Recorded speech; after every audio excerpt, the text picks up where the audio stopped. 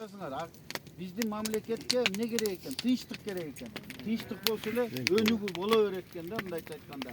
Эми уже мына быйыл биз 22-декабрда 90 жылдыкты белгилейбиз. Энергетикага 90 жыл болот.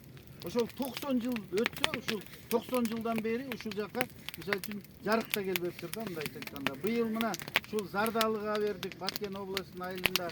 Анан Жумгал районунда Ак Көл деген айылга жарык бердик. Аякта да ушундай свети жок айылы.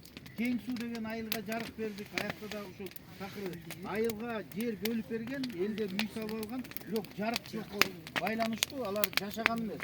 Силер дагы мына өзүңөр көрүп атасыңар, жайында келип, кышында кетип калчусуңар. Эми азыр Кудай билсе байланыш пайда болду, свет пайда болду мына. Анан эндиги жылы мына жол бүткөн атат, жол салып баштайт. Жол салып баштаса ГЭС салган атат, Кудай буйрса бияка. Эми мындайча айтканда, мен азыр ушу урматтуу биздин губернатор менен сүйлөшүп отурсак, бул жерде байлык көп экен.